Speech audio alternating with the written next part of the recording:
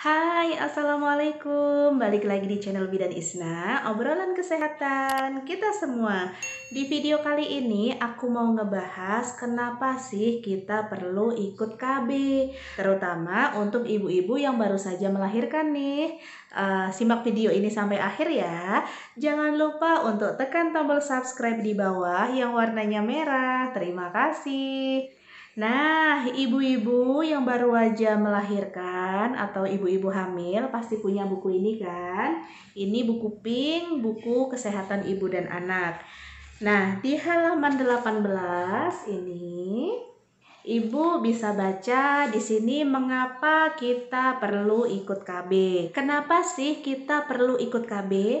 Yang pertama, untuk mengatur jarak kehamilan agar jarak kehamilan kita tidak terlalu rapat, tidak terlalu dekat. Minimal 2 tahun setelah melahirkan.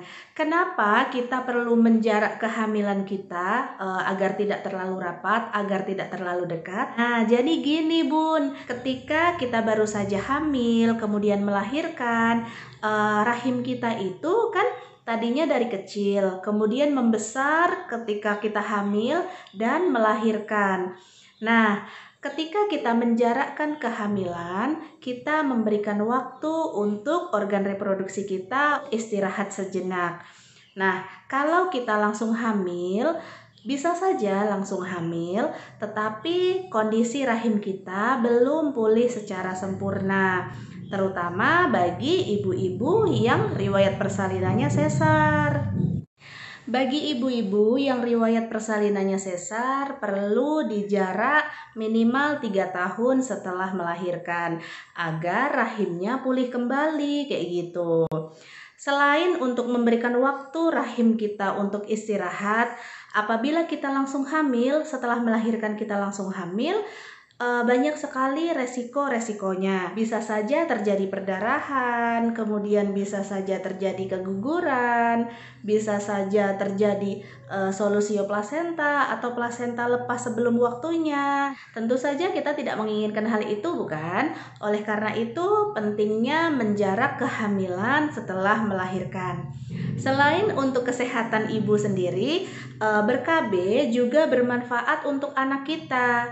Apabila kita setelah melahirkan, kemudian kita ber-KB, kita memberikan kesempatan untuk anak kita menyusu selama 2 tahun. Jadi, anak kita itu mendapatkan ASI yang lengkap. Jadi anak kita mendapatkan ASI yang sempurna sampai 2 tahun kayak gitu. Kalau misalkan kita baru sudah melahirkan, kemudian kita langsung hamil, kan nanti kita nggak bisa lagi menyusui anak kita. Akhirnya anak kita tidak mendapatkan ASI selama 2 tahun kayak gitu.